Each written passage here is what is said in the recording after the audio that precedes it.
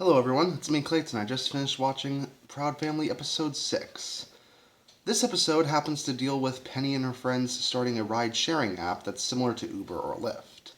And while it definitely does seem like a good idea when it comes to it mainly transporting kids whose parents are too busy to pick them up from school, this is another case of what was promised and what was given with the app being two completely different realities.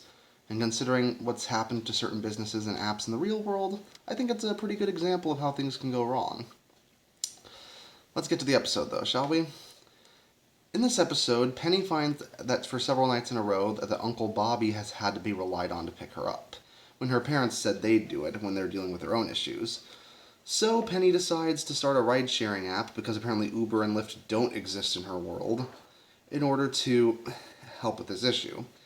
An app known as Get In.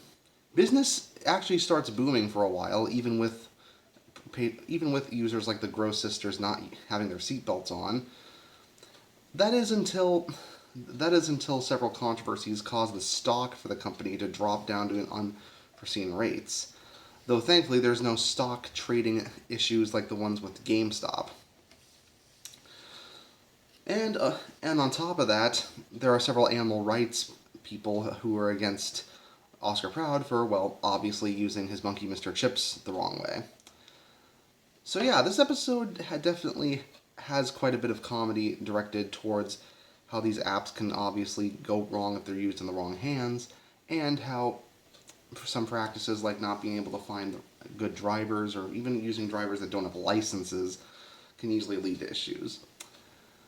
But I definitely also appreciate the humor they did with Poppy, which, considering he was handcuffed to Sugar Mama for some of this episode, I'm surprised he actually went along with the whole plan to get the whole service off the ground. Though, to be fair, he's able to charm a lot of people to get doing what he wants, even if they have no idea what he's talking about. I guess the whole Latin lover shtick still works. Hey, it worked in the original series, it works here. On top of that, we also have Rob Riggle as the celebrity guest star in this episode, as he's one of the hosts of the Crab Bucket, which is obviously a reference to the Shark Tank. Which, considering that I have watched a few Shark Tank episodes myself, it definitely has a different structure than that show, but at the same time, I do appreciate that they play up the show for comedic effect, considering that the Shark Tank doesn't have, literal sharks hanging around to bite on the guests, because if that was the case, then that show would be canceled after just one season, or even just one episode. But it's cartoon logic here, so thankfully it is able to work out. And apparently the Crab Bucket has lasted as long as the Shark Tank, considering that Oscar was a contestant on it about 10 years prior to this episode. So I definitely do think that if an incident like that happened on the Shark Tank, that the hosts would never forget it. Even though Rob Riggle happens to be a military man. But since he's a comedian, his comedic chops do work out pretty well in the voice acting, and he does play off the other two hosts pretty well.